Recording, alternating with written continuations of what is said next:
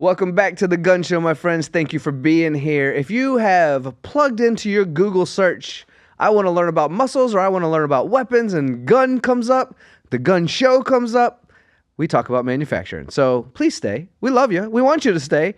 But this show is about manufacturing. We're humanizing manufacturing. I have a very special guest with me today who I'll introduce in just a minute, and a very special topic today in manufacturing, which I think is quite profound. It's the history of manufacturing. And so many of you are going to get to learn some cool details that I've had the pleasure of visiting once or twice in my life. But we're trying to make this voice louder, more profound, spread a spotlight, awareness, everything that comes along with something that was kept, I would say, it's not meant to be a secret, but it's kind of been secretive, and we want to do more with it. So got some friends with me today. But before we get to that, MTDCNC, this is the power behind the Gunn Show. So thank you for producing this show. And we have to thank our sponsors, AMT, IMTS. We love you guys. You're amazing. eButter Growth Systems. Thank you for everything you're doing as well. Shop Floor Coffee. We love your coffee. Keeping us caffeinated and ready to dance. Wait, dance? Maybe. I don't know. Christian, do I dance much? No, not on the show, but I am going to start dancing. So yeah, don't run away. And the American Precision Museum, a new sponsor of ours. And there might be a reason why I've paused right here today, as something new is coming. So we're going to play a couple of games at the end of the show. I hope Christian has us set up for sound effects today. And we're also going to do rapid fire, which is fun because we really never really know what the answer is going to be. We just get to how do we say? Well, we just guess sometimes. Sometimes, I didn't mean to say that. I didn't mean to say that, but that's what rapid fire does. So please welcome the world famous Jerry Rex today. Jerry, thank you so much for being here, my friend. Welcome back to the Gunn Show, my friends. This is the VIP edition. Hey, Tony, thanks for having me here. Absolutely. First things first, you get this shirt of the Gunn Show. You are officially a part of the team, my friend. Awesome. Thank you so much. Absolutely. And second thing is we have to do a toast. You know, I got to hang out with you in Vermont. For those of us watching on YouTube right now, we'll try to describe vividly for those of you on Spotify, Apple, and Google. For those of you watching on YouTube right now, you may notice a video running behind us. This is the American Precision Museum. This is where I got to catch up with Jerry. But let's do a toast, Jerry. I'm very grateful that you've flown into town to spend time with me today. We are sipping some Clase Azul tequila. Any toast for us? Well, here's to those that have given their lives to manufacturing, those that know nothing about it, and those that are going to find out more through the American Precision Museum and the Gunn Show. Oh, I love it, brother. Cheers. Great toast. And we'll just go ahead and make a noise. Wow. A tequila that needs no lime, lemon, or salt. No training wheels required. Mm-mm. All right, so let's just jump right into what's happening behind us right now. Christian, if you don't mind, let's keep this wide view for a little bit because it's worth discussing. And we can switch back and forth, of course, because Jerry's a handsome young man. We can keep it off of me for the most part. But we have this video rolling right now. This is one of your colleagues. I got to spend time. The whole purpose of what we created is because, to be fair and to be honest and transparent, the museum, although a beautiful location, is somewhat not easy to get to for a lot of the people in the country, right? Right. So we came together and we created this video, which can be found on YouTube. So let's talk about the American Precision Museum and how you got involved. Okay. And, I love what you said in one of the clips for the LinkedIn post where you said it's an hour and a half from the nearest airport, which is a fact because I've tried 3 different airports. So I'm not trying to, discourage people or disincent them from making the effort. Because they should. In person is the best. It is absolutely worth being there in person to see this brook where that building was intentionally built alongside of that so that the machines could be powered by water. But my involvement, it's been almost 2 years now. And I first got involved because it felt like the right thing to do, an opportunity to give back to the industry that's been really good to me. But the more involved I got, spending time there with the staff and seeing what is happening not only between those walls and within the walls, but also the outreach and how we are trying to make a difference with young people, and specifically, we can get into this later, underserved communities of young people. The things that are happening there, I just had to be a part of that because I've got too much energy and I'm done with trying to have corporate roles and all that, but I really want to continue to be involved and engaged and relevant. And the museum gives me a chance to do that because it's so much more than history, and it's a lot about our industry's future. You know, you and I have spent a lot of time in manufacturing. You and I have seen quite a few things, from machines that are, maybe 50 to 75 years old, still being utilized in some shops, to some of the latest and greatest and newest as we pop over to places like IMTS and bumping into you at East Tech and some of these other places, right? But I can honestly say, and I think you'd probably agree with me, when I was able to stumble through this, and there's our buddy Steve right there, when I was able to stumble through this place, I saw so many things that I was like, what in the heck does this do? Yeah. Well, yeah, and when you think about 1846 and 1850, when these machines were designed and built, and the engineering minds that it took to do that, but the difference it made in our world, the entire world, not just the U.S., because of those efforts, it's pretty fascinating. Let's talk about a couple of those dates you just mentioned, by the way, because I by no means, and Steve is probably the guy we should call down here to South Florida at some point to come on a podcast, right? Yeah. But I know you know some of it as well. Around 1846, something pretty profound happened. I've actually heard the name Silicon Valley, the original Silicon Valley of the U.S., or at least for manufacturing. What happened around that time? Well, it's kind of interesting. No buildings existed. There was not a company that existed, but there were a couple men right there, Lawrence and Kendall, what timing? You guys are incredible. That really had an opportunity to present a proposal to the U.S. government for 10,000 rifles. One of the criteria for that order, for it to be placed, was these parts for the firearms needed to be interchangeable. You think about the timing. The French and Indian Wars had just ended. The War of 1812 had just ended. You can't have gunsmiths running around on the battlefield trying to repair, and these weapons were piling up as they got broken or whatever. Sounds terrible. So they had to be able to interchange the parts, but they were handcrafted mostly and put together, and so it took fitting to assemble them, just not practical. So these guys came up with Mr. Robbins, Samuel Robbins, who had gotten fairly wealthy in logging and other interests in New England. He funded them. He goes, you get the order, I'll fund you guys. And so they built buildings, the main one that is now the museum, along the stream, and this huge 18-foot diameter water wheel and all of that. And they came up with these, and they came in on time and under budget for these 10,000 rifles. And that started the ball rolling.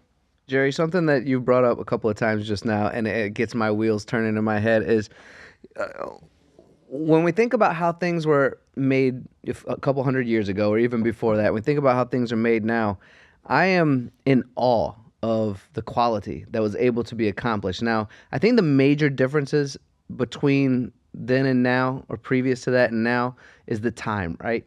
Like, time is a valuable, valuable essence, and maybe something took, hours to a day to weeks to even months to get something done that we could maybe do a little bit quicker now. But walking through this facility, you mentioned two things, so I'm circling back to that, is the water wheel. And when I look throughout this building, is it 4 floors? Yes. 4 floors. And you have the first one completely ready for people to look at while you're trying to turn the second one into an education area, right? But the first one's ready to go. 4 floors total of all sorts of cool engineering. And we see, on this video right here, Christian, would you mind switching to the full screen for me for the YouTubers out there looking at this thing? So I saw a lot of this. I saw a ton of pulley systems, and the entire building is set up with pulley systems which connect to that water wheel, right? That's right. One of the few places you'll see an example that might be better than that is the Henry Ford Museum. There are a couple other shops, one outside of Meadville, PA, and one I've heard in South Carolina. But there are line shafts with pulleys, and there are these belts, and if you can imagine, one water wheel driving all of the machine tools in that entire building off of those line shafts through belt and pulley. And what Steve was doing there with Tony was showing a hand crank how that actually worked for some of the people that haven't seen that. Now, when I started in manufacturing, things weren't quite that ancient, but I've seen a lot of advances. You haven't been around that long, right? No. Everyone in the industry knows you, but you haven't been around that long. Not quite. What happens if there's a drought? Oh, that could be a problem. But they actually, It's a kind of unique design that you'd learn more coming to the museum, and Steve, our executive director, could tell you a lot about that. But they channeled some of the water from that brook, and so that it also came down below. Most water wheels are powered with the water coming over the top and pushing it down. This was coming under, so you could get away with less of a flow, but this was one that between the water coming off the mountains and the other things up there, it was natural, and it always has some flow, thankfully. So drought wasn't an issue, I guess. And in times when there were troubles, they had certain stations with those hand cranks, and they would just get some youngster that they would pay to do that on critical machines. That probably would have been me. The youngster just working away on the crank. There you go. So when we were walking through this facility as well, and forward playing in the background, we're only just at the beginning with Steve, and Steve is so well educated on everything that goes on in this facility. But later on, we catch up with a few other folks, including yourself, which those who are following us on YouTube right now will get to see all of this. And then later on, you can go to YouTube and see this full video on your own. You actually take it from the beginning of what we've just described, and we do a little walkthrough. And one of your favorite areas is the invention of some of the not newer products, but newer to where we're sitting right now in the 1840s, 1850s, right? Yep. Would you mind describing that transition and why that fascinates you so much? I guess what piqued my interest about that, Tony, is the idea that the average person couldn't even afford a bicycle. At that time, there was like 1 in 50 homes that even had a clock. Right? And so the idea that this wasn't about firearms, this wasn't about war or guns, it was about interchangeable parts and precision manufacturing, because Steve has said it. If you take a 1/2-inch shaft, you can fit it in a 1-inch hole, but it's going to be sloppy, it's not going to be functional. Right. So being able to make parts with enough precision that they are interchangeable and still very functional, it changed everything. Typewriters, bicycles, sewing machines all became affordable to the middle class, and that changed the world globally forever. And Yeah. it's continued to go. And you mentioned it before. Some of the things aren't done that much differently, but they're done maybe with more precision and even more speed because of how we can produce them now. Most of it, though, is just an improvement on something that somebody else came up with a long time ago. That's a really good way to put it, because that's, I mean, I even heard the thought that there's no such thing as an original idea. Have you ever heard that before? Yeah. We're all just building off of somebody else's thought. I thought that was my idea. The original one? Yeah. The original, like KFC's chicken, the original recipe. No, I have heard that, and I think it's, like music, songs. How many chords are there? How many notes? There aren't that many notes, right? It's just how you put them together, and that's what started all of this. But I can play those notes better, faster. No, I'm just kidding. I can't play any instruments. It's a failed hip-hop career in my case. All right, so what I want to talk about a little bit, Jerry, if it's okay with you, is I believe the people we're speaking to in manufacturing would all love to be here. I think everyone that's already in manufacturing would love to see this. We both highly recommend it. That's why we created this video. But what about the people outside of manufacturing? What kind of interest do they have in walking around? Because when we were there that day, there was a schoolyard of kids, about 30, 40 kids, I think, that were walking through that building that had no idea really about manufacturing, and they looked really interested that day. Right. And I like to say it a couple of different ways. One thing that I've said for years is if it's not born, hatched, or grown, and a good friend input or mind, because things come out of the ground too, right? Then it must be made, and made is manufacturing. That's all manufacturing is. It's making things, right? So the people on cell phones, they don't realize that shell is machined. Some of them out of very expensive, lightweight titanium and other materials, some aluminum, some are forged or made out of plastic, formed. But everything is made if it wasn't born, hatched, grown, or mined. And the other piece is people have this idea that manufacturing is either dirty or smelly or whatever, but they don't maybe realize that we need accountants, we need financial people, we need HR and IT and IS and all these other roles, and sales and measurement. And now we have 3D printing, and we have examples of that, and robotics at the museum. So we're not trying to only highlight the history, but I think there are lessons that can be learned from seeing history. And what I'd like to share with young people is the idea that These people were innovators. You have a chance to be an innovator and maybe come up with a better way to create something, to come up with a design of a knee or a joint replacement that's less painful to put in, that's Yes, faster, whatever it is, because you're 15 years or 20 behind me in that, but some of us are going to need that stuff sooner rather than later. So I just think there are opportunities that exist that people aren't even aware of, and we can't blame educators and parents because they don't know. So those of us that are in the industry, it's incumbent on us to try and help people be aware. And so that's why I'm passionate about it, and I'm a living example that you can work your way through that, even if you aren't sure what you want to do in the end. It can come clearer as you maneuver your way through the different opportunities that present themselves, because trust me, they're there. Yeah, I'm going to present a story to you, Jerry, and I hope I present it well enough for the audience out there to join me along this journey. And it's my personal journey, but we both know where you and I sit right now, advocates for manufacturing and loving it. But I'm going to present to you a childhood person, a teenage person, that not only didn't know about manufacturing or didn't care about manufacturing, but I'm going to go back to the part where didn't know about manufacturing. And I say that because I cared about sports. I was listening to music. I was looking to see which girlfriend I was going to have. Like, I didn't care how my textbooks were being printed. I didn't care how my lockers were made. I didn't care about a little bit about my car. I wanted my speaker system to sound good, right? Yep. Maybe I wanted my tent to look cool, that kind of thing, right? But as a general rule, I never once thought about working in an industry that made things like this. And don't get me wrong, there's some tinkerers out there that is second nature,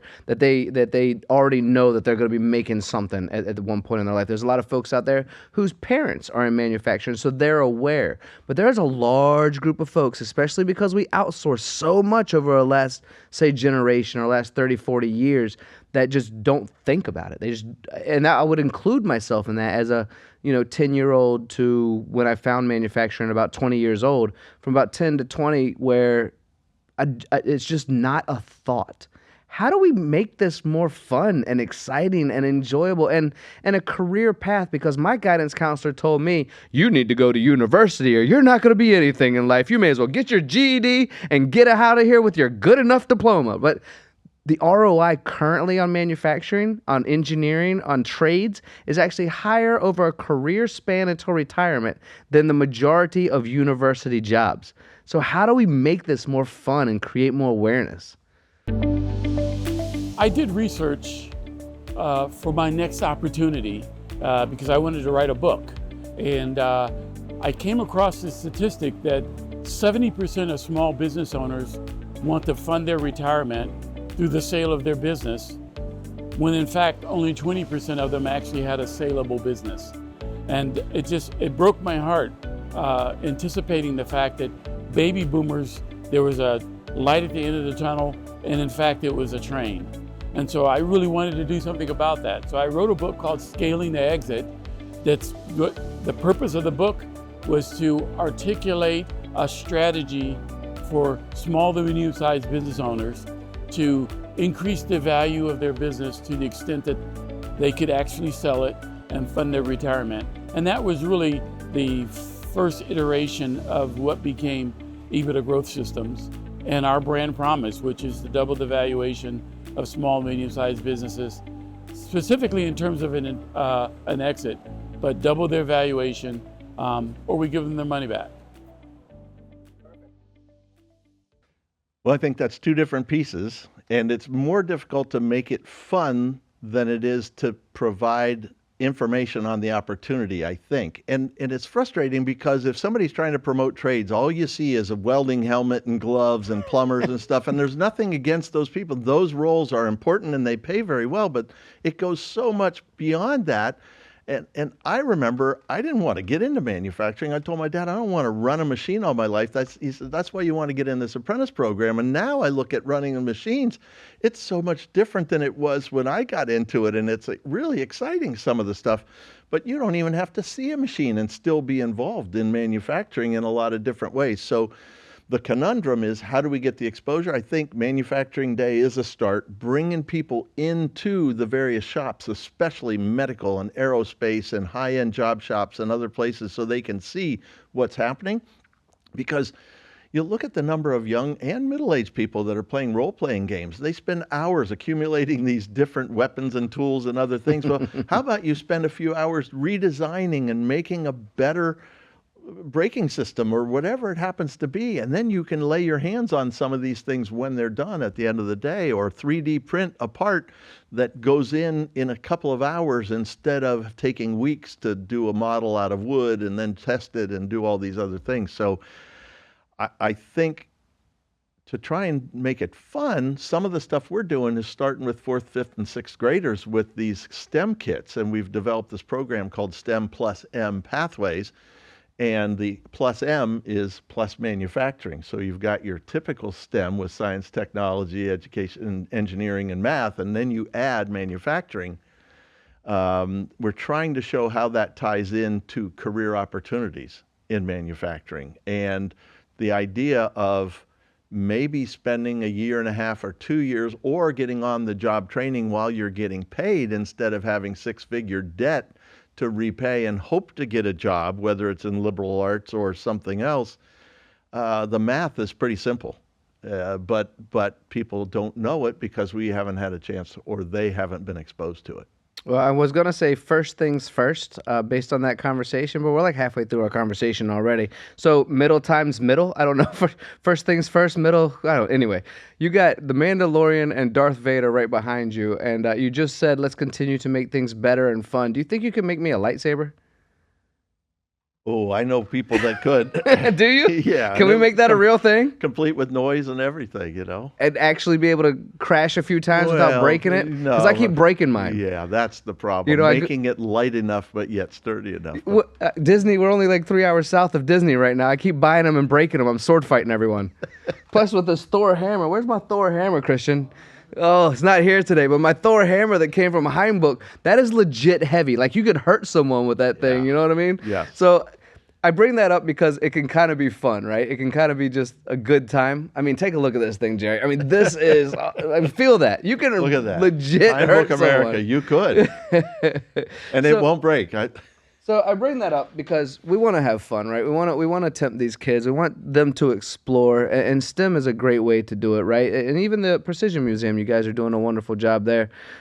And I just wonder, what's the best route? Do we do it ourselves? Is it government funding? How do we really spend time, and how do we work with the schools to get the schools to make field trips to factories? My field trips, and I loved my field trips. Don't get me wrong. For everyone who's listening and watching right now, I lived in Richmond, Virginia growing up. So we went to places like, D.C., and we got to see all the different types of, artistic works and Smithsonians and spy museums. And I got to go to Jamestown even, that's the original town in the U.S., right? I think the Boston folks in Plymouth Rock. I saw that rock, by the way. It's just a rock. It's just a rock. I was a little sad about that, but it's still a cool piece of history. But it's just a rock. Anyway, I got to go to Jamestown and Williamsburg and all these really fun places. Never, ever, ever did any of my teachers bring up, let's go see a manufacturing facility. How do we get the schools to get involved like that? That's a great question, and it's funny, there's the background if you go to full screen, the Crystal Palace exhibition, and we have recently found out the booth number and everything that we had for the USA, and that the this was in England, right? In London, England, and they actually laid parts out for a number of weapons and firearms and said, here, take any of these components and put them together and you can assemble those units, and that's what blew them away. Mm-hmm. But I think the STEM kits, bringing kids in for school field trips. We just recently had a Lego First League competition there this past week, and there were multiple, I think 20-some students that came. I think raising the awareness, though, for the parents and the educators so that they truly understand what's going on and what these possibilities are, that they're truly endless. And there's going to be 2.5 million job openings between now and 2030 in our industry. So it's not stable. So I think that's a part of it. I think you and I talked a little bit about this, that I think the best way to do this is for all of us to collectively figure out how we can take the power behind an AMT and an SME and a Gardner and a Gross Publications and NIMS and all these other sources that exist, and let's gather everybody together and come up with some kind of program. There are people out there like Jeremy Bout and Edge Factor and others that really trumpet what's happening here, but it's mostly preaching to the choir and singing to the congregation. We need to get the word out further about what's happening and what the reality of it is and how people can not only survive but thrive. And there are some lucrative positions and opportunities within manufacturing. I'm going to share a super quick story of my own, just based on not just survive, but thrive. And then I'm going to have a follow-up question about the school system and how to get people out versus bringing technology in, right? So I'm giving you just a little heads up about that next question. But I, growing up, had, for those who don't know out there, I had very little. We're talking food stamps, we're talking secondary clothes, we're talking Goodwill. You know, Christmas was whatever my grandparents got me, that kind of stuff, right? I didn't take my very first flight until I was 26 years old, and that was to Louisiana. My first international flight was when I met my now wife, and that was when I was even a little bit older, and that was down to Mexico. Currently, at my age, I have around 2 million flight miles. I have about 80 countries visited, and I can owe that all, not all, most, to manufacturing. Like, manufacturing opens so many doorways. And when people think of manufacturing, much like we've already discussed, we sometimes think of the dull, dirty, dangerous, sloppy floors, all that. You know, sometimes people with mangled hands, because I've actually seen somebody chop off their finger with a bandsaw. It was not a great day in my life. You can't block your mind's eye out from that. No. That's there forever.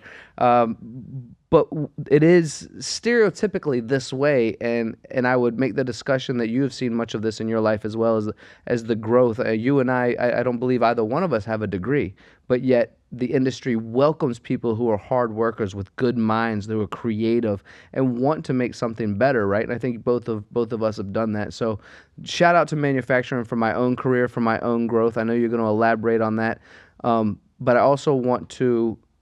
I don't want to lose the question that I want to ask you after that, because I want you to elaborate, which is, do you think it's easier to take field trips out to manufacturing facilities, or is it easier to bring technology in, or is it into the high schools, or is it a combination of both? So firstly, I want you to also describe a little bit of your process and what manufacturing has brought to your life, and then I'll re-ask the question I just asked. I just didn't want to forget it later. And Christian, you can remind me if I forget about, is it easier to go outside to learn about manufacturing or bring it inside, or a combination of both? But tell us a little bit about your story, Jerry. Okay.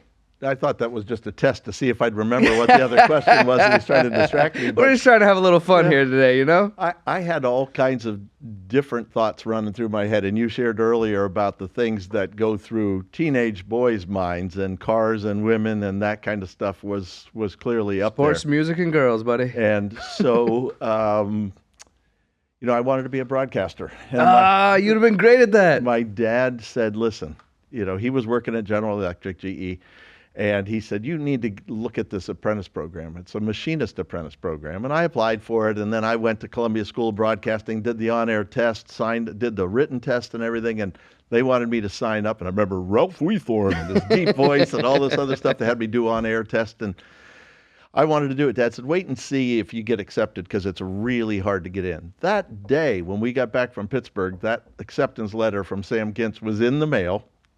And I was pretty excited, and because I was getting paid, it was only $4.55 and a half an hour at the time, 40 hours a week. And then he went to school 4 nights a week at different courses in strength of materials and hydraulics and physics and all the other things. But the point is, and I digressed a little too much probably, but the point is that when you get into manufacturing and then you see what all of the different avenues are, and it's changed, because when I got started, there were still punch cards, and then it was paper tape, and then it became Mylar, and I was excited because the guys on the floor didn't have to come to me and say I ripped the tape loading it. Now it's all, USB, or just download it from the cloud or from the server and let it rip.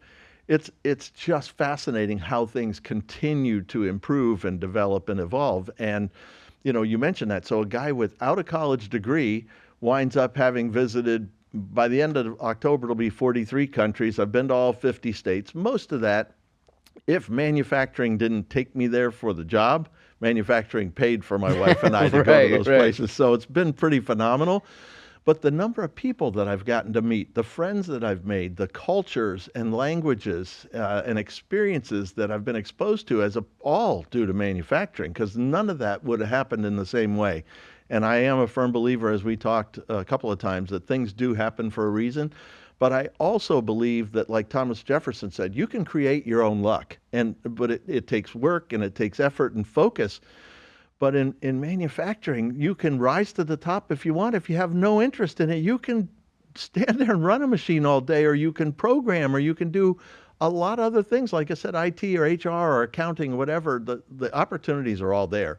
And you can do it and find them without spending a lot of years on a lot of money to do it. So I think it's just been a phenomenal ride, and I want to keep going for a while because I got too much life and energy in me. But it's been a very, very good to me. Very, very good. Well, life and energy you definitely have, and I agree with you in every aspect of that. And I don't want to sit here today and neither of us have. So what I'm about to say we haven't done, but I don't want to sit here and demonize universities and say that it's no good, because it is good, and there's lots of great reasons to go to a university. However, what I do want to say is, those folks who are going into the trades, it's not someone who couldn't hack it at a university. It's not someone who can't do a university type of, and it's not a misfit that just, is a troublemaker and is just falling into a job that's undesirable, because these jobs are desirable. Oftentimes they are more prestigious than a lot of the university degrees that are out there.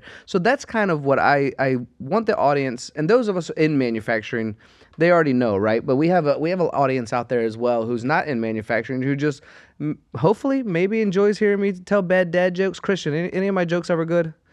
He's shaking his head no. He did this yes or no kind of thing, más y menos in español, but what he really meant was no. So anyway, I think some people listen to this show because it can be somewhat entertaining that are outside of manufacturing as well. Those of us in manufacturing know these things to be true, but that's really the awareness that I hope that folks like you and I can create, Jerry, is it's not someone who just grabbed their GED and was trying to get out of school, or graduated with a low GPA and couldn't go to university, or the scumbag, all the tattoos. I'm glad all of these stereotypes are starting to be dropped. Tattooed people are in every industry now, right? Like, I don't have any, but some of my best friends all have tattoos. Christian has 100 of them, I think.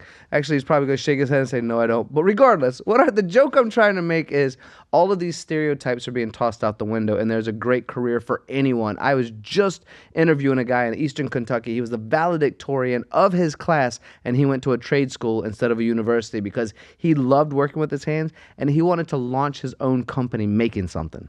There you go. And I'm glad you mentioned what you did earlier, because not only do we not want to vilify education and higher education, because manufacturing needs educated engineers and other people, both structural engineers, mechanical, electrical engineers, and a lot of that takes training. Whether you get it at 2 or 4 year college or a trade school, it depends on the role. So there's still a lot of places for people with college degrees within manufacturing. Absolutely. That could still get a quicker and better ROI on the investment they made in college in a very stable environment, that usually with good benefits and all that stuff. And again, being candid about it, another reason why I went that route was because I had a girlfriend at the time, and at 17 years of age, I really didn't want to move to go to Oral Roberts University or any of the others where I was accepted. This looked like, and it turned out to be quite fortuitous that I stuck with manufacturing. Did you ever go back and thank that 17-year-old girlfriend? Not very often. No. I got an awesome bride of 35 years, and I don't think of that stuff. But what life would have been had you run off to Oral Roberts or something instead, right? Yeah, so might have been a preacher. Little gratitude. Might have been like your brother, right? Yep. Like your brother. All right, Christian, I actually remember the question that we started this thing out about 20 minutes ago. Do you remember what I asked you to help me remember? He's shaking his head no. What kind of a producer is this guy? Is it easier to head off to manufacturing facilities or bring technology into the high schools in order to create awareness for those who do not know about manufacturing? Or is it a combination of both? I know we're now going way back 20 minutes ago, but I did want to know the answer or your thoughts on the answer to that question. Okay, perfect. I'm glad you rephrased it that way. My thoughts, because they're not always, gospel, and they're not always valid, but they're my thoughts. And I think it's got to be a combination for a few reasons. And I also believe that anything in life that's worth having or doing is usually not the easiest way, isn't always the best. So I think a combination. And part of the reason is if we can bring people either to a place like the museum to see where it started and where we are today, because our innovation station shows some of the equipment. Yeah, there we're going with some metrology equipment right there. It's actually, it's you and I right there actually talking about this stuff. Yeah. So we have things set up in such a way that you can really present them the way you want, just like taking them to a shop floor to let them see how high-tech these shops are today and the manufacturers. But the other piece, in order to get people maybe pique their interest enough for even a school to consider bringing you, we might need to take part of the show, if you will, to them. And I think there are people doing that, where I see Kennametal has a mobile show that they take around to some of the different places. Terry Iverson and Champion Now have this Camp Champ where they bring high school students in to oversee some middle schoolers getting hands on a lathe to make a pen, and then a mill to mill the box for the pen to go in and put it together so they can leave with something done. So I think if we can expose people, especially in a hands-on or at least eyes-on view, it really accentuates what we are talking about and what the opportunities might be, and they can see for themselves, maybe get an idea what might pique their interest. So I think we need to go to the audience in some cases to create the interest, generate the interest, but then we can cement what some of that means by bringing them either on a field trip to a customer, an end user, a manufacturer, or this museum or other places around the country that exist. Yeah, I just did a wonderful interview in partnership with Starag with the Lindbergh Foundation, and I got to meet Eric Lindbergh, the grandson of the world famous Charles Lindbergh, right? And we went to Lindbergh High School, and it was probably to be fair, and shout out to everyone at the Lindbergh Foundation, but probably the second best high school that I've personally been into that is pushing for STEM and STEAM, which includes the arts as well, right? The first one is in New York. They're actually partnered with the Allendale folks over there with John and Neil, and they have about 300 students in their STEM program, and about 250 of those opted to, on their own time, spend summer school to learn about it as well. At that time, about a year and a half ago when I went, it was the only Gene Haas certified high school in the entire country. They had several machines, like full-on turning centers, milling centers in there for people to work on. Plus they had 5 other areas for, the architecture and the 3D printing and the mathematics and science and everything that was involved in it. And I went to this Lindbergh High School just recently in St. Louis. And they want to spread this across the country. And I asked them how many students participate in their STEM program. They said everyone. Everyone is involved at some point of their high school career to be a part of that STEM program. So everyone's being introduced. They had a 3D printed guitar, which was kind of cool. And so I bring that up because there are a lot of folks, let's say the awareness is starting to come back than it had at least when I was in high school, right? But now we have new issues. So I want to present these issues to you as you're younger than I am, but I'm 45 years old. Certainly a better looking person than I am. But what I want to present, Christian, did you finally turn your microphone on? My mic was still on from earlier when I thought I was going to talk. He finally turned it on. I get a little laugh there. He's been giving me sign language all day, and now we hear him chuckle. Christian, I think you need to take that drink away from me. But what I want to present to you is, let's say that we've created awareness. Let's say that we've all done our job shouting to the moon about everything that's going on. All of our friends out there, the new influencers that have stepped up, in my opinion, alongside the associations that work with all these companies, right? And working together. And some of these influencers have zero machining background, but just believe in it. They have come from technical backgrounds of some sort, and they saw a gap that needed to be filled, right? Well, now here's some new issues. What about the flex schedule? Everyone likes a flex schedule these days. Manufacturing doesn't really have a flex schedule. What about this get-rich-quick scheme of dancing on TikTok? Or, these opportunities that exist with, I would make the discussion, and certainly someone will probably leave a comment here, but I would make the discussion that is a little less effort behind what effort needs to be involved in manufacturing. It's a day-to-day activity. Sometimes you're lifting stuff, you're working cranes, you're programming. Your mind is always a mechanic of some sort with CAD CAM, designing, you're doing quoting, you're doing shipping, you're making sure everything's being shipped on time, you're working with clients. So how do we, once we create this awareness, how do we make it appetizing as well? How do we make it tempting as well? Hi everybody, Amy Teal, CEO and co-founder of Shop Floor Coffee, proudly a women-owned business that's supporting the manufacturing community. Mike Franz, CIO, co-founder of Shop Floor Coffee. Thanks everybody for tuning in to check us out. Amy, tell us a little bit about Shop Floor Coffee. So we're here to give back to the manufacturing community through purchases of coffee. So every purchase you make, we donate a portion of those proceeds back to help workforce development initiatives. We can't tell you how much it means to us to help support the great manufacturing community. We've been involved with it for like 20 years, and we know there's issues around finding good people, finding people that really want to be involved in the industry, and we want to start by giving back to that, giving back to the programs, getting kids involved with these awesome programs. There's robotics, there's computer software, there's so many cool things involved with the industry that people just aren't aware of. We want to help raise that awareness by giving back in a little way that we can.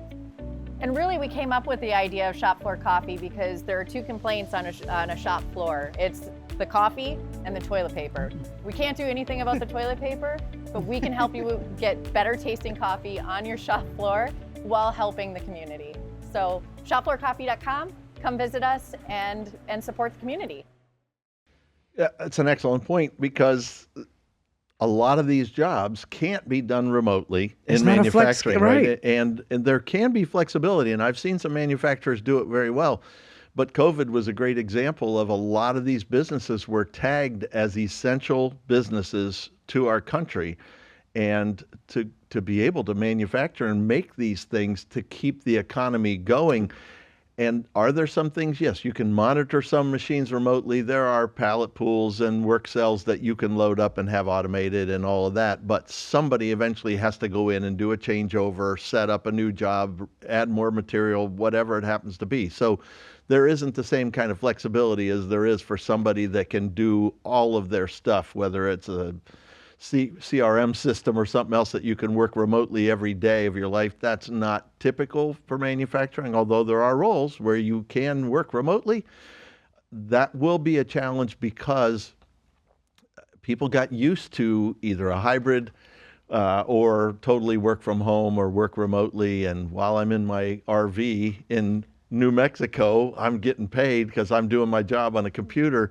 It's kind of tough to battle that, but I mean, I've also seen people with 3D printers in their apartments or their RV and making parts too. So there are ways that people can work flexibility into the things to an extent, but it's not going to be like it is for just some industries that we know of or some wishes that people have. But I think a lot of that's a dream world too. Wanting to get rich by being an influencer or TikTok or something else. It's like being in the NBA and being a superstar. There are very few that ever get to that level. So maybe we could almost pitch it as your fallback. Like, go ahead, be a musician, be a NBA superstar, be a TikTok super dancer, but as a fallback, think of manufacturing. So my parents would have told me. Use manufacturing to pay for the training and the other things you want to do and your exercise and whatnot to be that superstar if you ever get there. But on the way, you've got great benefits and good pay and a substantial opportunity. That was what you did, right? Because you were going to be a professional musician. Is that correct? Broadcaster, but I did play in bands for years too. Did you? Yeah. Well, I make a joke, and obviously there's truth in it. How about that? I love when that happens. What instrument did you play? Keyboards. Started taking organ lessons when I was 4. I remember I couldn't reach the pedals from the bench, so I had a chair with a phone book on it back in the day when there was a phone book. All right, Jerry, we're going to bring this back around to the American Precision Museum because, as you can see, our time on the clock over there is starting to run a little bit short. Not too short, but I do want to play a couple of games at the end of this as well with you. You know, we did cue up some sound. Christian went to all that work to cue up some sounds for us. You know, he really diligently pays attention to this podcast, and we have some rapid fire questions as well. But I want to talk a little bit more about the American Precision Museum because I think it's worthwhile. We have a video coming out for it. We have the availability for anyone around the country who can't make it out to Vermont to see it online, make a donation, support manufacturing, hopefully reach folks outside of manufacturing. I keep looking to my right here because the kids keep popping up. You know, the kids make me smile, folks. Right? So let's talk a little bit about the American Precision Museum as a whole, what it exemplifies, why someone should make the time if they're anywhere near Boston, if they're anywhere near any of the surrounding areas, because you're right on the border there, on the border of Vermont. Where do you think it brings the most value? I can tell people what value it brought me, but I'd like to hear from you about. Let's visit, let's pay attention to it, but also if you can't, hop on YouTube and let's make a donation and support it. Sure. I right there's an example of one of the very first turret lathes that was ever done. So when you think about what that meant back in the 1800s to be able to have multiple tools and change that quickly. But we are about three major tenets of the museum are preservation. Of course, any museum, you want to preserve and honor and respect the history that's there and what it taught us, but we also want to educate people about what difference that made in the world. And as an innovator, young or a young person of any age can still make a difference. I think there's a lot of displaced and underemployed people in our country too. So we don't want to just reach young people. We want the 40 and 50 and 60 somethings that have any kind of desire to be hands-on or make things to get involved because it's there. The opportunity is there. So after educating people about what can be done and what we're doing and about the museum, our mission, we want to inspire people. And that's where, again, the young people of all ages, but it's proven that if you start exposing people in the earlier years, like 4th, 5th, 6th grade, there's a better chance. It's like kids grow up talking about cowboys and Indians. I want to be a fireman. I want to be a doctor.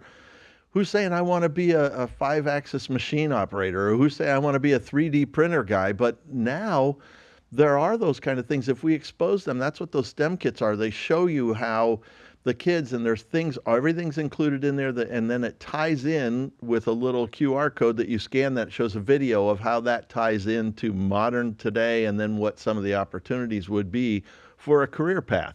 So I think we need to lay the groundwork early, build on that, and then make sure that we're providing parents and educators with enough information about what we're really doing to get them interested and understand that, wow, Johnny or Becky doesn't need $200,000 of debt in 4 or 5 years of college. Maybe it's $10,000 or maybe it's nothing, and they can start making $60,000, $70,000 a year after they get out of school.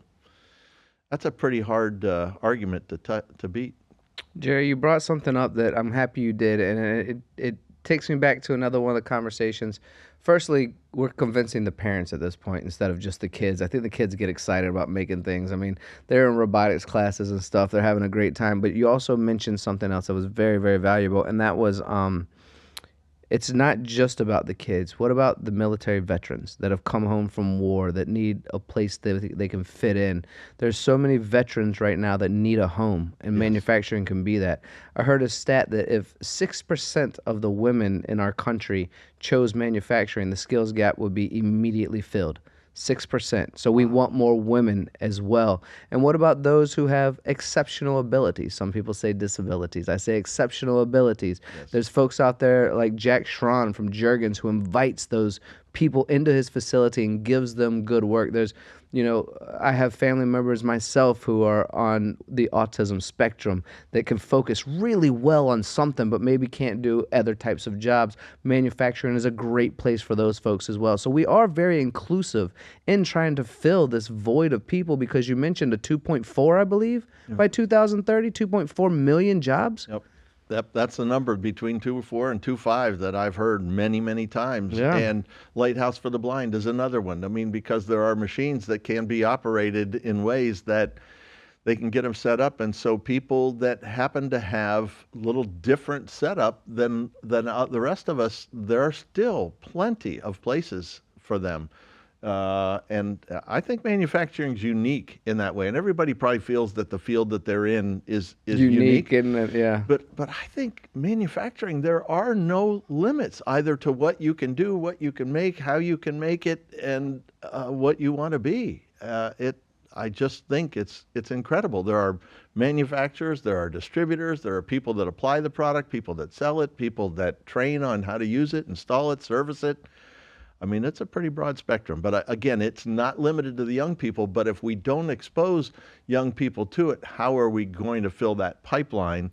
I think what you said about females, women, young women, and older, middle-aged women, whether you take them out to the range, to shoot sporting clays or skeet, they're more likely to listen to some instruction and follow through and do it pretty well. I think there are really good opportunities for the ladies in manufacturing as well. I did an interview with one young lady who was a cash register clerk at a grocery store. The very next day, she's running a 5-axis Matsura machine. Obviously, she needs some help on day one, but a year later, she's already programming it. There's so much to be said for not being happy in a career and having opportunities in other fields as well. But I have a question to ask you. Okay. You got here today on a plane, yeah? Yes. Probably Boeing had something to do with that, or Airbus, right?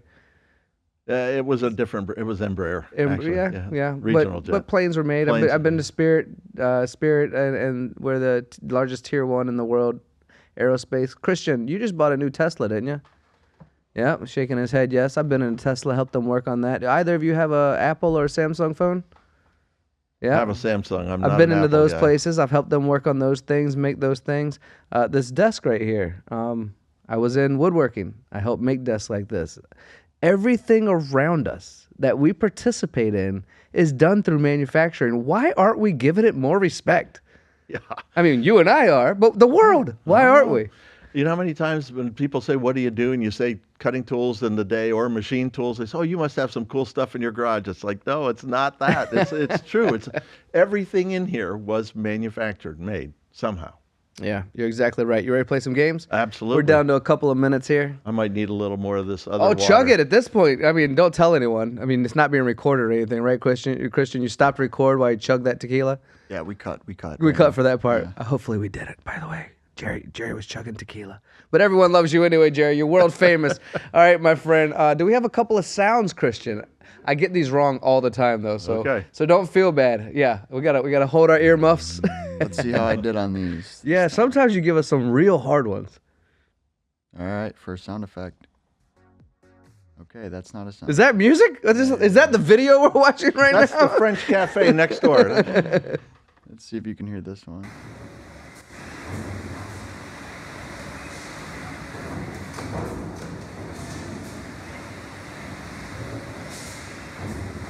Sounds like a very large punch press. Does, doesn't it? If it's not bending something, it's punching something. That's actually spot on, yes. Yeah, good job, Jerry. 1 for 1. You got another one for us, Christian? Got one right here. It must be the tequila that's helping. If you poured me less than you, I'm behind, so. Wow, I did go through it quickly, didn't I? It makes my ears better.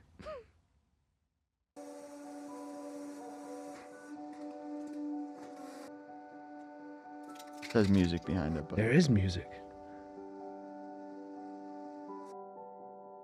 Okay. That's a small cutter cutting aluminum. You think so? An end mill. It was actually another press, but we'll a press. I blame it on the music. That didn't sound like it was pressing anything. Do you want us to, we'll get Unless rid of that was a hydraulic pump. Yeah, that didn't sound like a press at all. I heard dun, dun, dun, dun, dun, dun, dun, dun. Tinkerbell floating behind the press. Can we fly? Can we go to Neverland? I have been called a lost boy. Have you? Back in the day. Should we keep chatting, Christian? You got another one for us? Almost got another one. Here we go. It's a mad cat. It sounds like a cat hissing. It's like high pressure coolant or just an air blow. Like an air blow or a mister or something. I'll go with air This blow. is actually a laser welder. Ah. Wow, I'm failing miserably. I should have gone with bourbon. It makes it all better, right? A lot of bourbon folks out there would agree with you, I think. my son and son-in-law. Do we have any more, Christian, or are we good for that game? Let me give you one more. All right. Give me a chance for redemption. Last one. That's an operator not sure why the machine messed up. Sounds about right. Or why did it? How did it crash? What story do I tell the boss? It wasn't me. Shaggy pops out of nowhere. Took off. Yeah, it's funny how those things do exactly what you tell them to do. Uh-huh. You ready, buddy? Yes.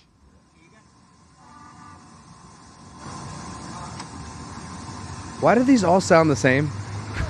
This sounds like traffic I can't outside. Get up today. I did a bad job today. I picked the game, but I Well, you nailed the first one, so Okay. that was the All right. best. That was the best one I gave you. So right. that's So editing, delete the rest. No, just kidding. Don't do that. Leave all the fun that was in there as well. But hey, look at you. look at that with a long sleeve. Did you lose shirt. weight?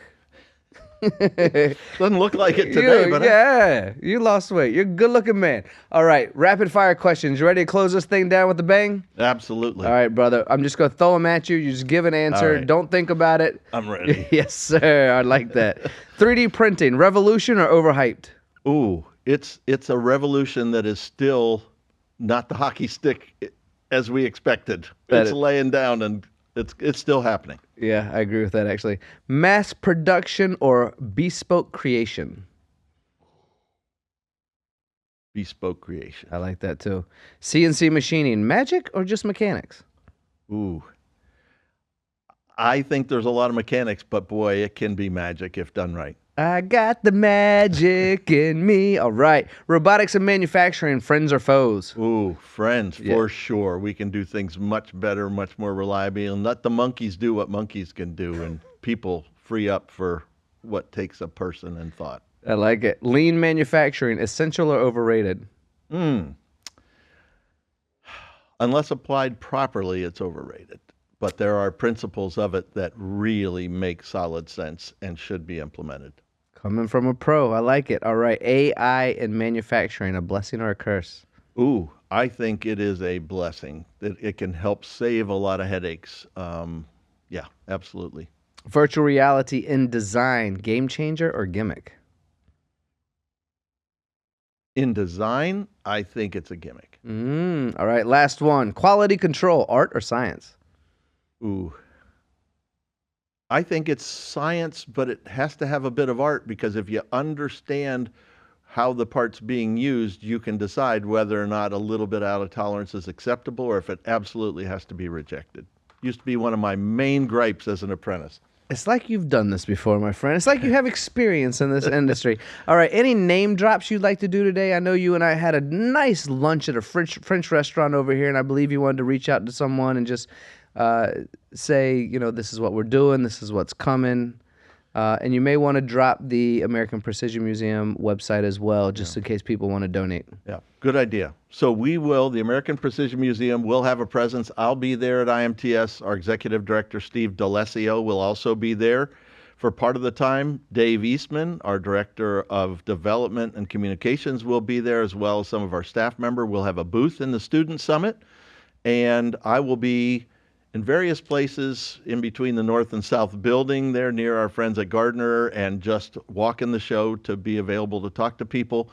I want to give a shout out to those folks. Also, some huge supporters of ours, Royal Products and Daniel Defense, Gossiger Foundation, AMT. But Lee Morris is our chairman, phenomenal leader of this group, and Steve is the executive director, phenomenal team that we have.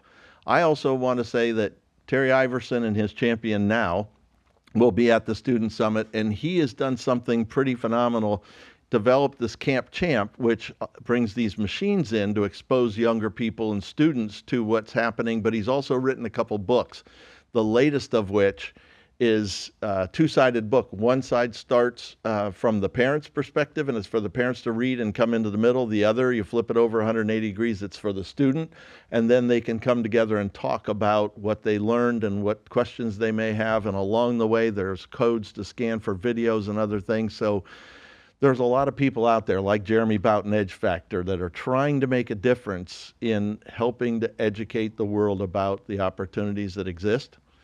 And if you have any doubts, call and talk to me. You can find me through my email is jerry@americanprecision.org.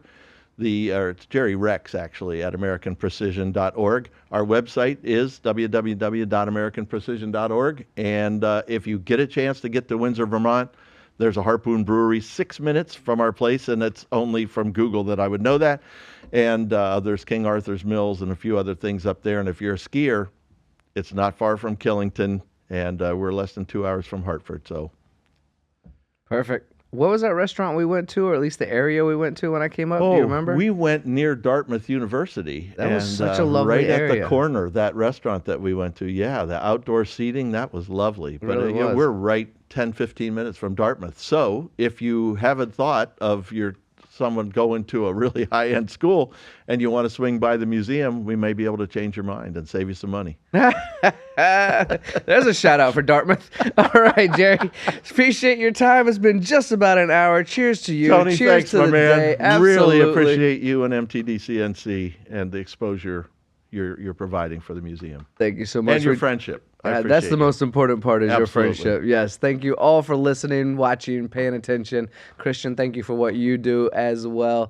If you've joined us today, the same thing I say at the end of every show, but I think it's important to say time is the one thing we cannot manufacture more of. So if you've spent your time, your precious, precious time with us today, thank you. We cannot get it back, and you've shared some with us. I hope you've enjoyed this episode of The Gunn Show as much as Jerry and I have enjoyed talking with each other today. So one more time, thank you so much, and we will see you again soon.